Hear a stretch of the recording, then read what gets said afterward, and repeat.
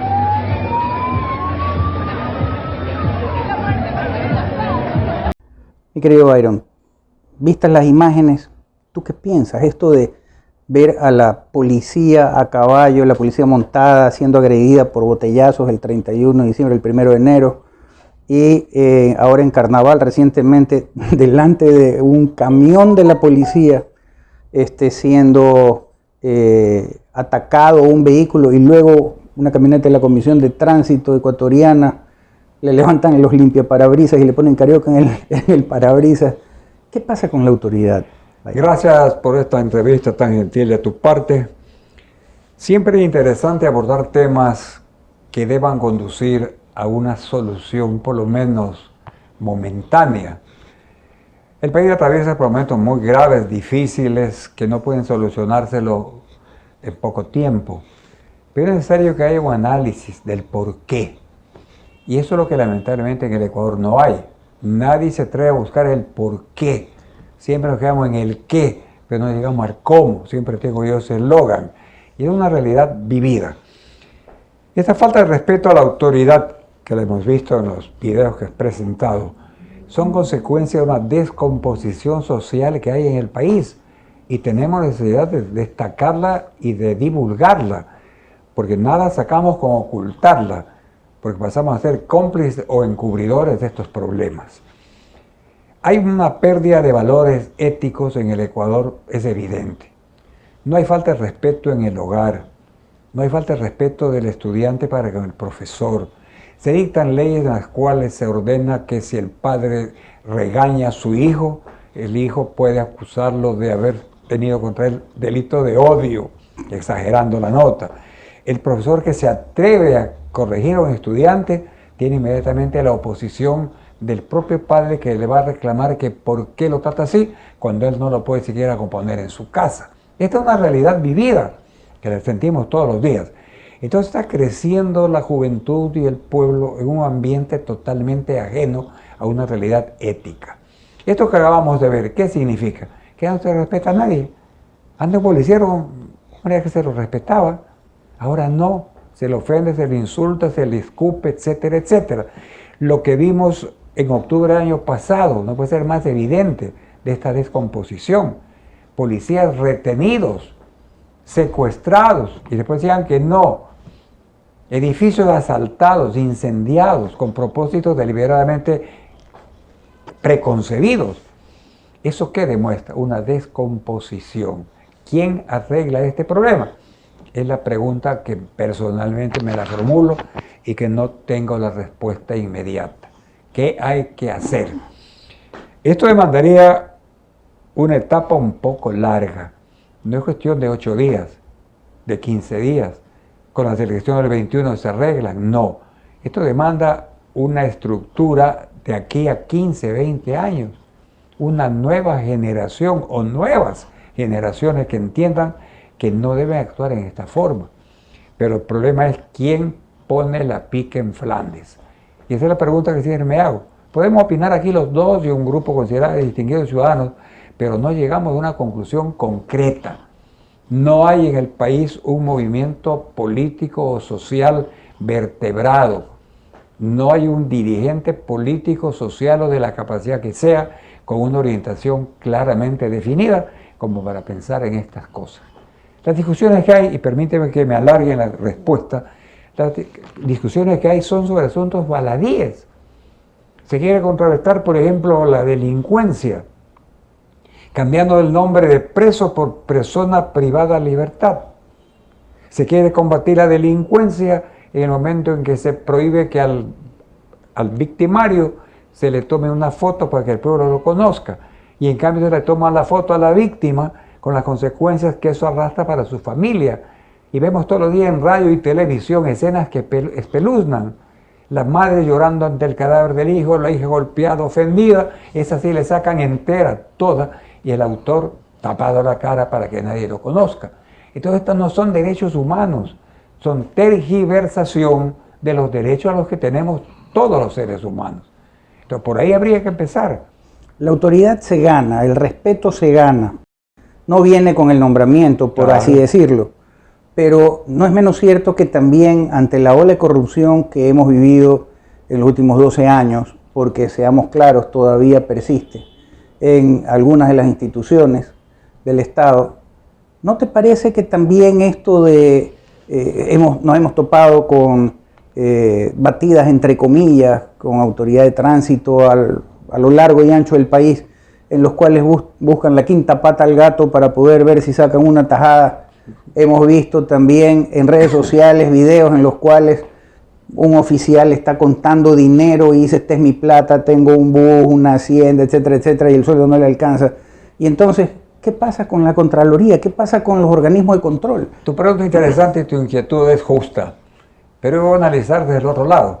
Ese vigilante de tránsito, ese policía que le saca un dinero al conductor por quítame estas pajas, buscándole 5 patas al gato, en pleno término popular, para tratar de sacar algún valor, se encuentra con una persona que le accede al pedido. A mí me he encontrado cuando yo viajo en taxi, chofer que me dice: ese vigilante es un corrupto. ¿Por qué? Me sacó plata a mí, $20, 40, y usted le dio, yo le di. Y usted es tan corrupto como él, pues. Entonces no hay un concepto claro de que la corrupción es de doble vía. Tan corrupto el que ofrece como el que da, el que pide como el que recibe. Entonces, ¿qué puede hacer una Contraloría? En cada esquina tendría que poner un vigilante para que chequee al conductor y al vigilante. No puede ser. Intervenga la Contraloría, sí. Pero este es el problema de fondo, que la gente comprenda que no tiene por qué ser manoseada por un vigilante. No, señor, no he hecho nada, cíteme, yo respondo ante el juez, y si me meten preso, voy preso porque hice algo. Pero para evitarse ese papeleo, el policía le exige dinero y el otro se lo da. Corrupto el uno y corrupto el otro. Ese es mi análisis, que es una descomposición de lado y lado. A eso se suma este hecho que tú anotas. Una Contraloría que cuando encuentra alguna situación de carácter penal en el campo que estamos hablando, se diluye, va a la Fiscalía y la Fiscalía duele el sueño eterno y hay montones de indagaciones previas que están olvidadas porque el trámite es exageradamente largo, inocuo, y la gente se cansa de ir y volver y bajar de las fiscalías buscando el arreglo legal. Es un problema complejo, muy complejo, yo sí lo veo, y me preocupa como ciudadano ecuatoriano que no haya una salida inmediata. Una cosa es la autoridad, otro es el autoritarismo, Es otra cosa y distinta. otra cosa es el ánimo de conversar, dialogar, pero otra de poner posiciones. Y en este sentido, la autoridad también se ve disminuida, como por ejemplo cuando el defensor del pueblo viene y condecora a personas que han ultrajado a otros ciudadanos, como en los hechos del 3 de octubre al 12 de octubre, y el Consejo de Participación Ciudadana que condecora también. Entonces, ¿qué valor, qué peso le estamos dando al principio y al sentido de autoridad? Se está perdiendo, como te acabo de decir, lo ratifico, hay una pérdida del concepto de autoridad en todos los órdenes. Hay excepciones, obviamente, como en toda regla, pero la generalidad es una cosa que asfixia, que perjudica el desarrollo normal del país. Y por eso mi preocupación es, ¿quién se preocupa de esto? Estamos a las puertas de un proceso electoral. Suenan nombres de candidatos, que no es momento para analizar eso, pero no asoma uno o una, porque sostengo que el problema no es de faldas o de pantalones, puede ser hombre o mujer. Tiene que haber un criterio claro de alguien que signifique algo para el país. Se presentan 22, 25, 100 candidatos, 800 partidos, 900.000 movimientos, pero ¿cuál tiene una significación de cambio de estructura, que es lo que necesitamos? Y que le diga al Ecuador, yo no voy a hacer nada en 4 años, voy a presentar un programa para 15 años de adelante, que es lo que están haciendo los países que verdaderamente tienen un cambio. Porque esto no se cambia en 8 días ni en 4 años, menos en 2 años, sino un programa de gobierno que empiece hoy con miras hacia adelante. Esos son los estadistas que no tenemos. No hay.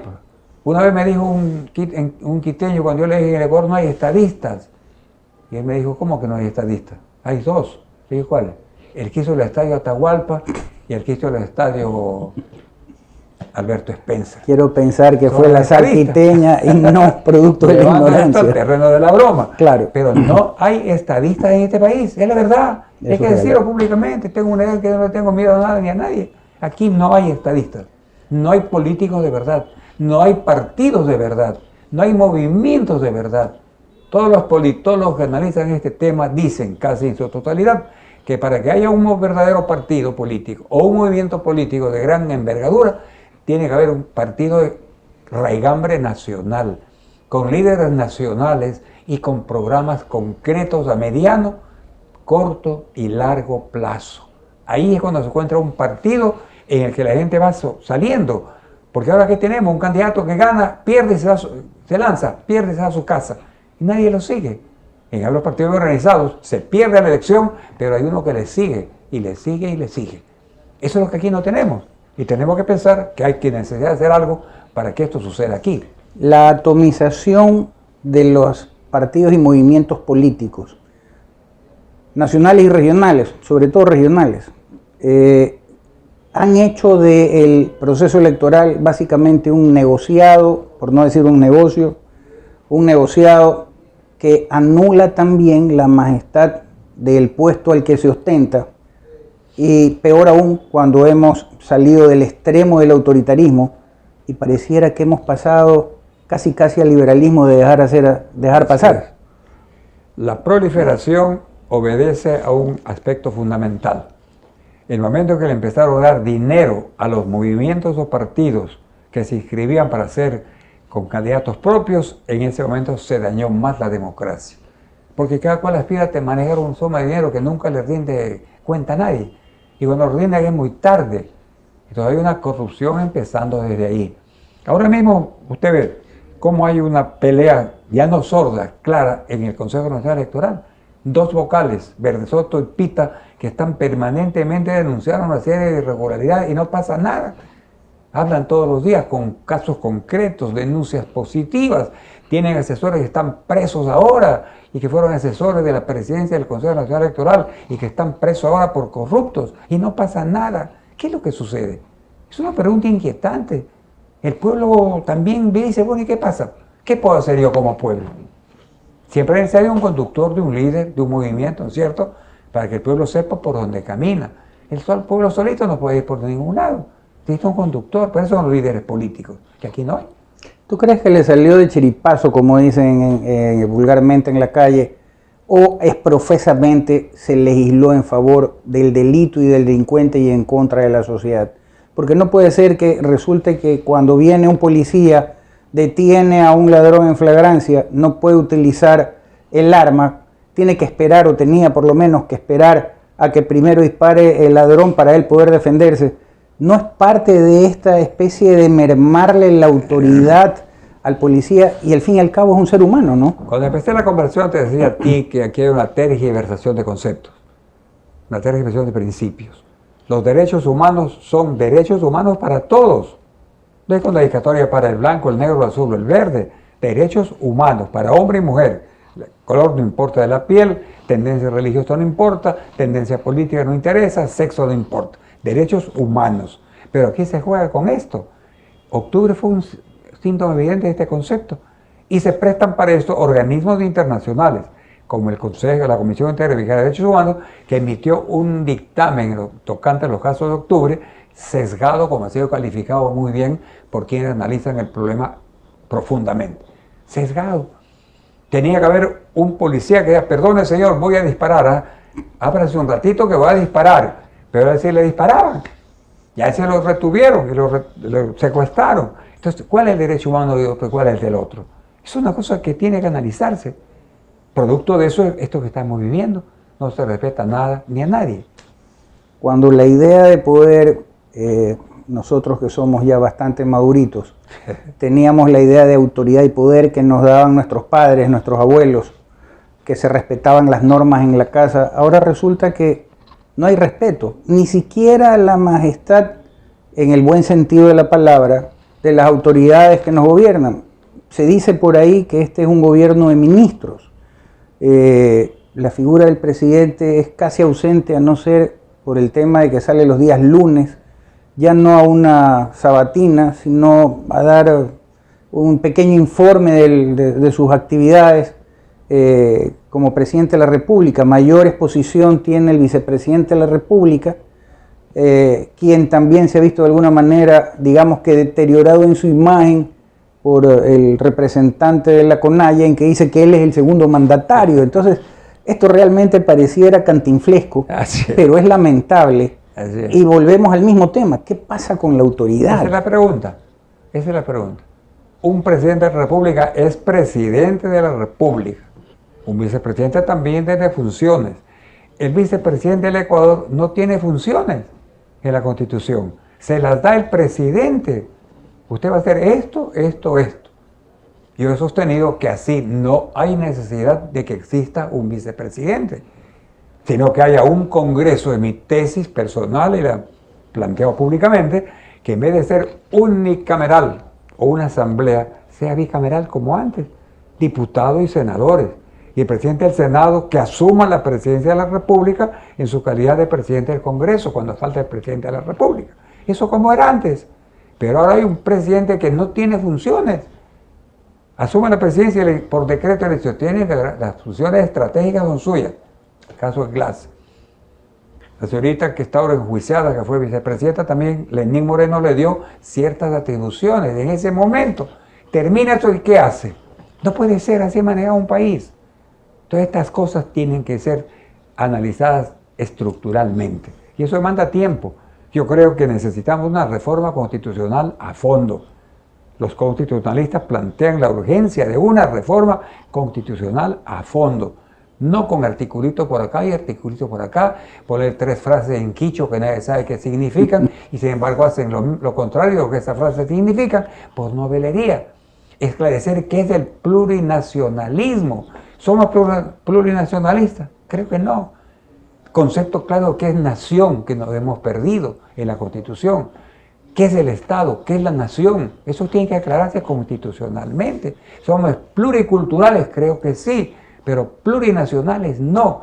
Por eso que ahora un señor le dice, soy el segundo mandatario porque a mí me da la gana de serlo, con una robustez de pensamiento envidiable y una calidad moral que no merece tener quien pretende ser segundo mandatario, que manda en su casa. Segundo, porque el primero de mandar la mujer, está bien, pero que no venga a decir que él es mandatario segundo de este país. ¿Eso qué demuestra? Una pérdida total de respeto a todo, a la Constitución, a las leyes, a la autoridad. Y eso es muy grave. Y estamos obligados a decirlo modesto, y decirlo valientemente, frontalmente, porque ustedes antes estamos entregando las herramientas, pero no por eso vamos a dejar de decir lo que sentimos, que tenemos que decir. ¿Tú no crees que el modelo centralista está agotado? ¿Tú no crees que la posibilidad de adoptar un modelo federalista como nació Guayaquil con Olmedo, sería a lo mejor una solución? Podría ser, pero yo creo que más práctico sería que se plantee una descentralización real y efectiva.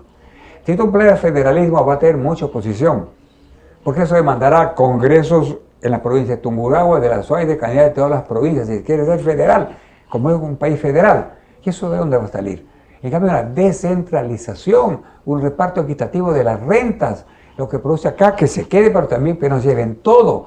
Una descentralización económica y política, eso se demanda. Ahora se habla de los organismos descentralizados, pero en teoría, los GAD, que así se llama el municipio ahora, la ley, el COTAD, pura letra muerta, pero eso no significa que hay un cambio de verdad. Y eso es lo que necesitamos, querido Modesto, en mi opinión. El federalismo fue tesis, podría ser, pero en este momento yo personalmente no la encuentro muy apropiada. Porque inmediatamente surgiría, y entonces tenemos que tener Congreso en Ambato, en Atacunga, en Riobamba, en Cañar, en Morón, en Santiago. Corte de Justicia también por todos lados. No, entonces eso no puede ser, nuestra economía no nos da, y la extensión territorial tampoco. Entonces yo creo que por ahí no podría ser, pero sí una descentralización bien llevada. El ejemplo de Guayaquil. Guayaquil es una ciudad que ha surgido en los años de la administración de Ferrecorreo y Nebot como consecuencia de una auténtica descentralización. Aquí nos han subido impuestos. Y hay que hablar la verdad, y no estoy alabando a nadie, sino hablando la verdad. Entonces han subido impuestos. No se permitió el piponazgo. No han subido el número de empleados de la municipalidad durante los 12 años. Se han repartido bien los fondos. Las organizaciones internacionales que prestan dinero tienen del municipio de Guayaquil un concepto claro y le prestan todo lo que pide porque cumple. Pusieron orden. Pusieron orden en la casa. Se respeta la autoridad. Así es. Eso es lo importante. Sin fuerza, sin violencia. Después de octubre en Quito, ¿qué pasó en Guayaquil? He hecho que destacarlo y recordarlo. Quito incendiado, la autoridad despedazada. El patrimonio histórico de Quito hecho leña. Y Guayaquil día siguiente salió con la bandera de Guayaquil, 100.000 guayaquileños. ¡Viva Guayaquil! Y Guayaquil no se juega. Eso demuestra otra política distinta. La democracia no cae en Guayaquil. No es que seamos dos países, sino que somos dos maneras de pensar que si nos ponemos de acuerdo podemos las dos unirnos y hacer un verdadero país. Eso es mi tesis.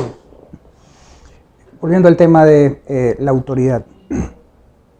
¿Qué hacemos para, no diría reforzar, porque es un principio, un concepto que actualmente está diluido para las nuevas generaciones, el tema de autoridad?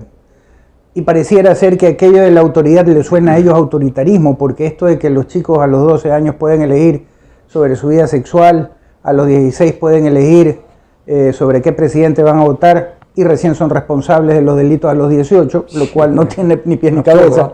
Absurdo total.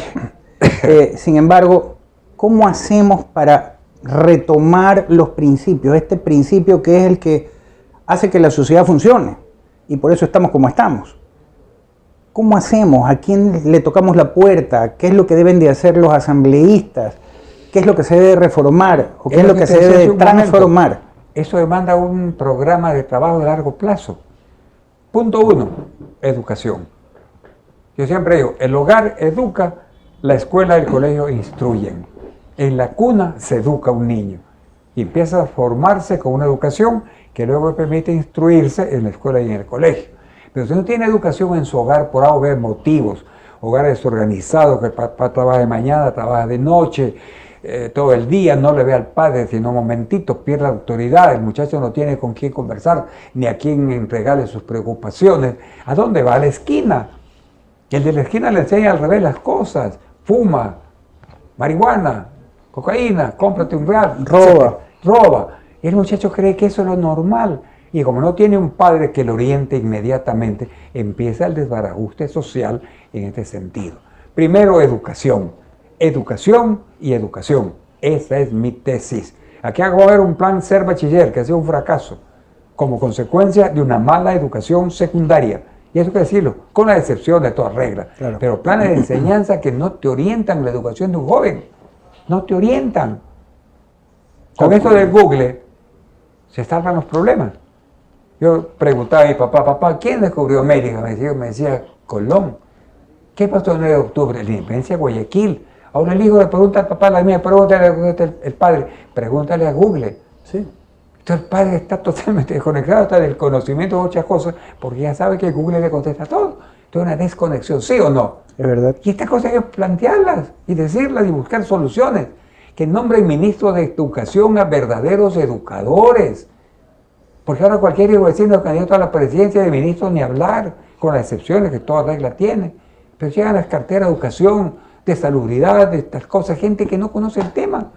Y están ahí sin atinar qué hacer para llenar el currículum y enseñar a los nietos. Fui ministro de educación, fui ministro de salud, fui presidente de la República. ¿Qué haya hecho? No importa, pero fui.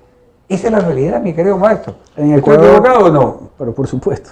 ¿Estoy equivocado? No, para nada, por supuesto que no. El tema es, ¿en Ecuador se educa o se adoctrina? Aquí hay una falla fundamental. Un muchacho de 18 años podría perfectamente salir con una profesión a pelear la vida, como en otras partes. Como era antes también. Así es. El Colegio Central Técnico de Quito, el Simón Bolívar de Guayaquil, el González Suárez de la UCI, me acuerdo, colegios que preparan al muchacho en alguna actividad.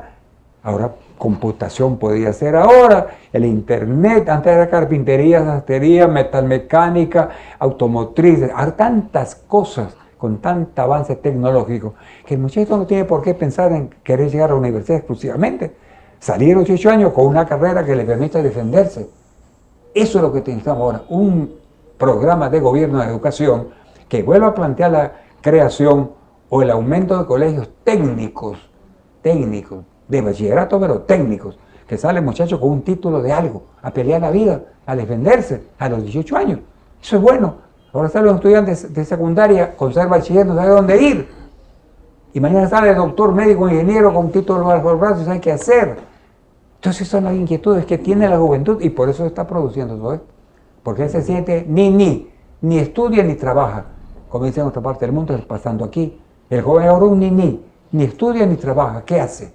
La esquina, el amigo, la jorga, que lo conduce mal. Claro, es un darwinismo social. Volvemos al tema del darwinismo social. Mi querido Byron, ¿tú no crees que, siguiendo la línea de pensamiento tuyo sobre el tema de la educación, esta flexibilización que a todos en un momento determinado, cuando se habla del tema laboral, le suena a mala palabra, pero que en el tema educativo resulta que es la panacea, también ha contribuido al hecho de que se pierda el sentido de obligación, respeto y autoridad? Porque resulta que ahora tienes como 5 oportunidades para poder pasar, y si no pasaste igual tienen que pasarte. Hasta que pasa. Así es. ¿Tú no crees que se ha lesionado fuertemente aquello? ¿Tú no crees que la asamblea debe prioritariamente cambiar aquello? Eso lo hacen deliberadamente para contentarse con todo el mundo. Un estudiante sabe que tiene 4 exámenes y al final pasa. Antes era uno y chao. Te quedaba y te quedaba. Claro. Ahora hay segundo, tercero y cuarto examen. No puede ser. Entonces tú dices, bueno, voy por el tercero, voy por el cuarto, al final paso. Pero ¿cómo pasa? Apurado, sin saber nada. O comprando las preguntas, como salió hace poco. Lo que pasó con ser bachiller. Se ha publicado la corrupción hasta en eso. Las preguntas y las respuestas compradas para que el estudiante pueda ser bachiller. Eso es una corrupción, pero terrible. Eso es como lo del Contralor 100 sobre 100 y sobre los jueces constitucionales 100 sobre 100. Más o menos así. Así, más o menos. Así es.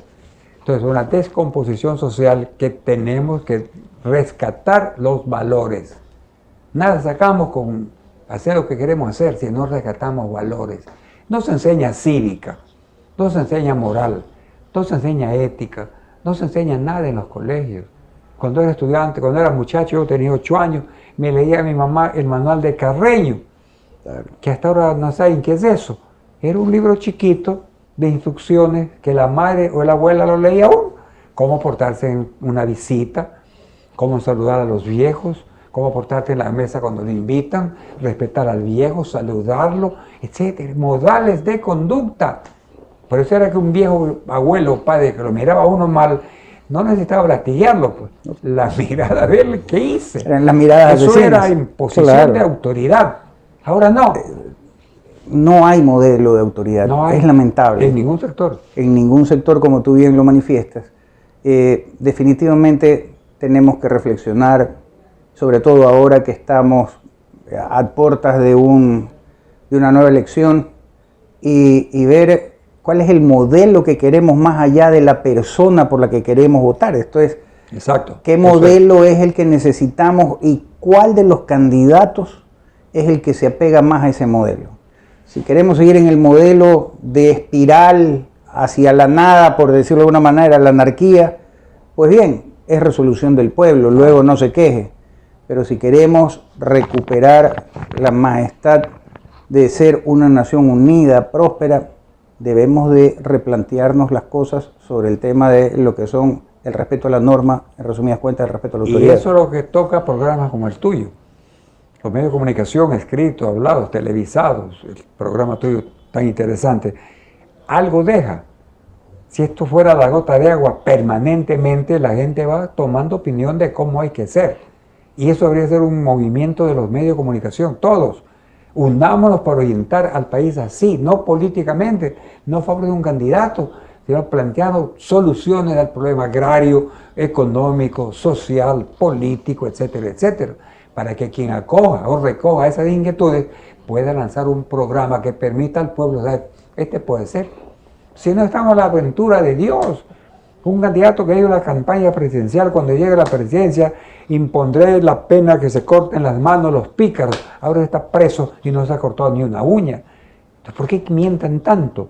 ¿Por qué el pueblo es tan idiota permanentemente? Eso no es así. Alguna reacción tiene que haber.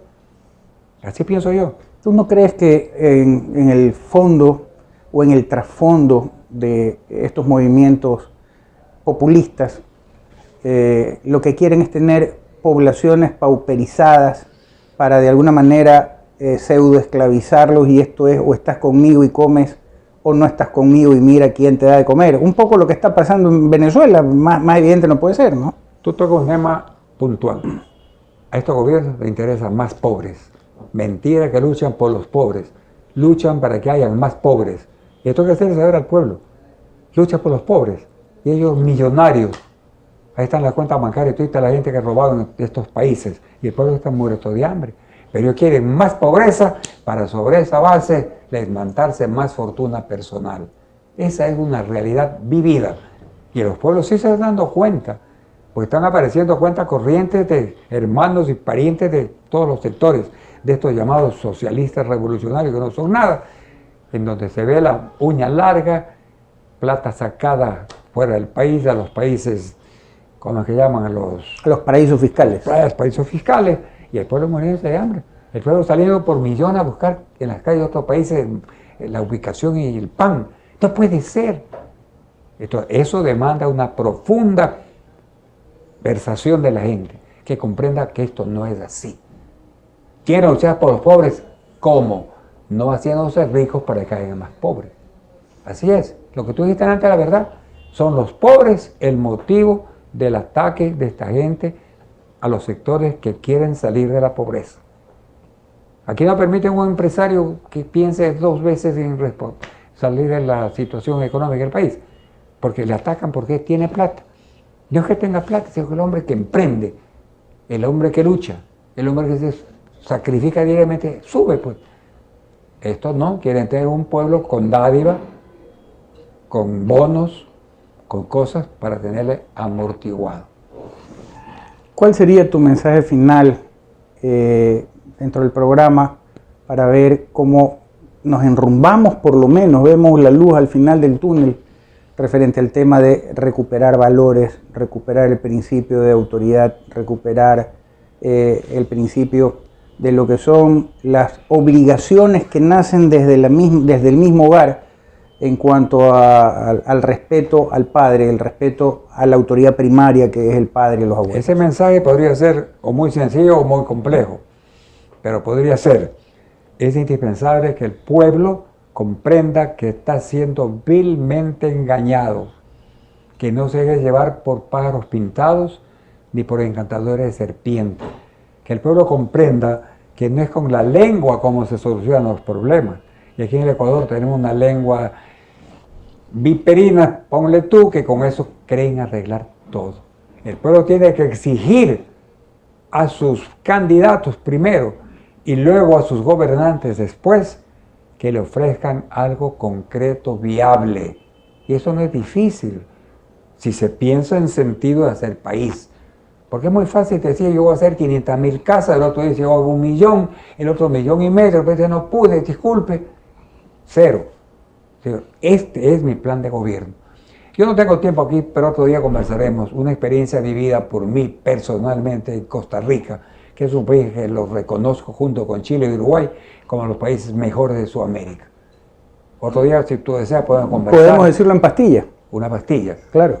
Cuando el año 61 nos invitaron a Rodrigo Borja, que fue presidente del Ecuador después, y a mí, a Costa Rica, a la Academia de Estudios Democráticos de San José, que era un movimiento democrático mantenido por Liberación Nacional, que era el partido de Figueres, y sostenido obviamente por el Partido Socialista Alemán de Brandt.